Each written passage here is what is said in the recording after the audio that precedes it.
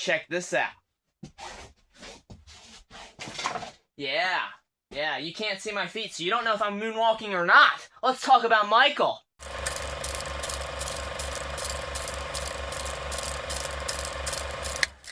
Hey guys, AJYT Abbott here, and welcome to my review for Michael. This is, of course, the Michael Jackson biopic from Anton Fuqua. I guess there will be spoilers in this review. I mean, it really depends on how much you know about Michael's life as to whether or not it's going to be spoilery for you, or just whether or not you don't want to know what works about the movie, what doesn't work. If you just want to go into it completely blind, then I guess that's your spoiler warning there. So check out the movie, come back to hear my thoughts. So Jafar Jackson, the nephew of Michael Jackson, plays his uncle in this film, and for starters, he does a really great job. This is his first big acting role. I don't think he's been in anything else, maybe like a short film or two, but this is his actual first film role, and he really does an excellent job.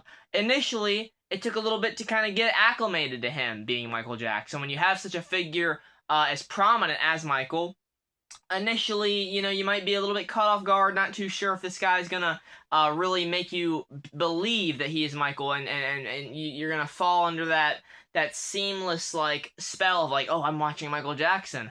Well, trust me, you will, because as soon as he starts speaking and having the different mannerisms of Michael, moving and singing and dancing, he fully embodies his uncle, and it was great. I wouldn't say, like, it's nothing like super like, I don't know, like, there's not like a big, like, Oscars moment for this movie, for this performance. I wouldn't say he was eligible for an Oscar, anyways, even though I don't think this movie is gonna get nominated for any now. Maybe a costume design nomination or something, but I don't know what is gonna get nominated for this, because the Rotten Tomatoes score was pretty bad. It was in the 30, I think it was 39 last time I checked. Really not that bad. It's not that bad. Don't trust Rotten Tomatoes. I don't really take them seriously nowadays. If you're gonna give high praise to Disney live-action remakes, your opinion mean jack shit to me. So, what I'm gonna say here is, Michael is not as bad as what people are saying, but I also do line up with some of the criticisms that a lot of people are saying, just not as harshly as they are, because the movie, it has that formulaic, kind of generic skin of a biopic. I'm not gonna lie to you guys there. It has the rise to fame, the childhood, the relationship between Michael and Joe Jackson, played brilliantly by Coleman Domingo, the GOAT, Coleman Domingo from Fear the Walking Dead. Loved this guy's work for over a decade now, and he continues to do excellent work in this movie as Joe Jackson. Really leaves an impression on this movie. Every time that he enters the room, you just feel this sense of, like, dread, and you don't know what's going to happen next with him and Michael, whether or not he's going to snap at him, or what decision Michael's making that he's unhappy with, what he's going to try to do to move Michael towards what he wants instead of what Michael wants to do with his own career, instead of helping out with the Jackson 5. The movie is initially, at its core, of course, it is a study of Michael's career and the performances that he had throughout that career, and moving out of the Jackson 5 into his own career, doing all these different songs that are iconic. At its core, it is a father and son story, because Joe Jackson obviously was incredibly, verbally abusive, and even physically with a belt. He is smacking him early. I mean, that's like 10 minutes into the movie you're getting that. So you really get the impression that Michael's father was not the best guy to be around growing up. He really shaped him into who he was, though, throughout that abuse. So at the same time, he both broke Michael, but also made him into the perfectionist that he became, where he's like, I have to be perfect, this needs to be perfect, I want to be, the very best I can possibly be. And that all stems from his childhood, where his father was always pushing them to be the very best. You're not going to be, if you're not number one, then you're losers. And there's losers, and there's winners, and we're going to be winners. And he takes them out on tours. He doesn't worry about school time. He doesn't let the mom baby them very much. The mom is very good in this as well. I forget the actress, but she's in the Big Mama's House movies. Sorry, that's not the best representation for her career, but she's very good in this nonetheless. I like the different dynamics that she has with Jafar Jackson and of course Coleman Domingo. There's some other people in here, some actors that I really do enjoy. Mike Myers comes into this movie after he was in Bohemian Rhapsody years ago. He's in another biopic movie, just like this one scene that he has, but it's probably one of the best scenes in the movie in my opinion. You have Miles Teller in here. He was pretty great. Yeah, you have the bodyguard guy that's with Michael most of the time. You get a bit more of the relationship between Michael and his bodyguard that's given to him at, like when he's just coming into this new house in Encino. Than you get with the Jackson 5 brothers. That's something that I wish they would have expanded on a bit. I feel like the development of the Jackson 5 themselves, even though I know this isn't a Jackson 5 movie, it's a Michael Jackson movie, but the Jackson 5 is a big part of his life, of course. His brothers are a big part of his life. The movie is about him struggling to find that balance between wanting to find his place in his own career while also struggling not to leave his family in the dust and make them feel like they don't matter to him anymore.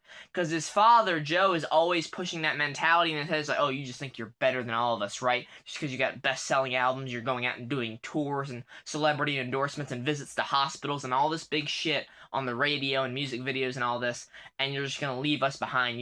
Family means nothing to you. And that's the very idea that Michael is trying to fight against, because he loves his family. He does care about them very deeply. Even his father, to a certain extent. He forgave him in later years, towards the latter half of his life. So, Michael isn't, one to hold a grudge. He's one that, does have care for his family, and he's just trying to navigate the landscape of balancing his solo career while also maintaining the relationship with his family. I just feel like the brothers felt like, honestly, like background side characters. I can't really tell you any of their names, to be honest, off the top of my head.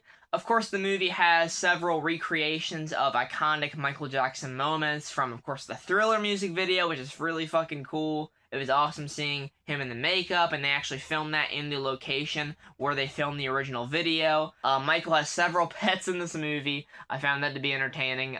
He has a snake. He has the chimpanzee Bubbles, who's apparently still fucking alive. I did not know that. Like a 40-year-old chimp. Holy shit. That's insane. Wow.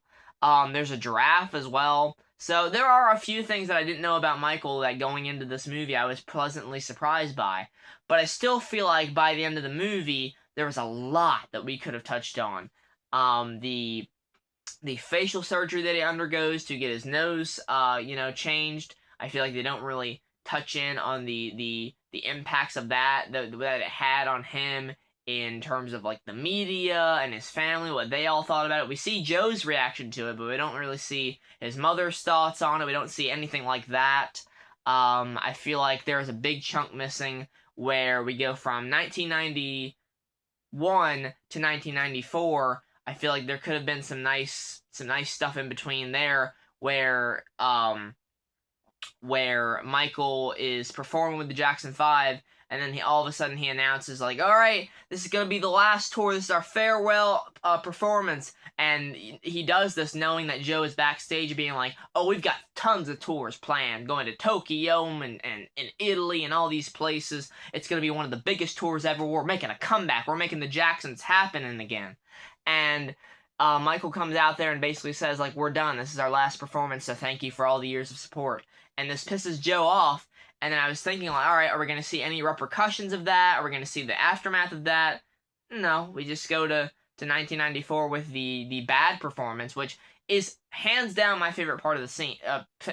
Favorite part of the movie is the last, like, 5 minutes when he's performing Bad. Really show-stopping scene. I love Bad. It's a great song. I honestly, I would have to say Man in the Mirror is my favorite song. So I hope if we do get a sequel, they work that in there in some way, because I think that we are going to get a sequel. Despite the negative critical reception, I do think this movie is going to make enough money to get its budget back. Hopefully. Here's hoping. If not, I don't know what they're going to do, but a sequel would be nice to kind of continue the story, because it does kind of abruptly end. Really, like, after he sings Bad, it just kind of cuts to black, his story continues, and then it's just, that's it. Directed by Anton Fuqua, and then you have the credits. I'm like, that's a bit abrupt. I mean, I know they had to scrap the ending because of all the allegation stuff that they were going to put into the ending, and then it ended up that they couldn't use any of that, so they had to scrap it. But I feel like the ending was very abrupt. It caught me off guard in that way. A 2-hour movie, it just doesn't do enough justice for who Michael is. It feels like it's playing it very safe in the story department. Like I said, there was just some things that I feel like they could have fleshed out a bit more, spent a bit more time on. It just feels like at a certain point this would have been a better thing to tell through a TV series. What can't you cover in a TV show? Because you have a numerous count of episodes, like let's say like 10 episodes, and if you devote like an hour and like 15 minutes to each one, I mean, it's lengthy, but you're getting in a lot of the key points that you need to hit in terms of telling Michael Jackson's story that I feel like this movie doesn't fully capitalize on. So, while it is really well acted, really well shot, the costumes and everything are really great, it's well choreographed in the movements, and the music is obviously very entertaining because it's Michael Jackson. I just feel like it falls short in terms of the story structure and some of the pacing. There are a few lulls here and there, but overall, I'm giving Michael a 7 out of 10. It's a very good biopic.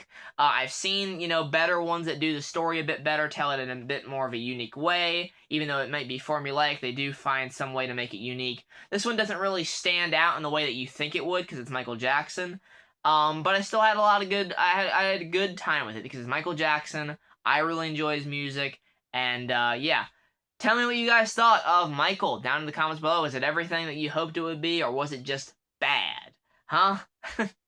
Had to work that in there somewhere. Anyways, thanks so much for watching, guys. Take care, and goodbye.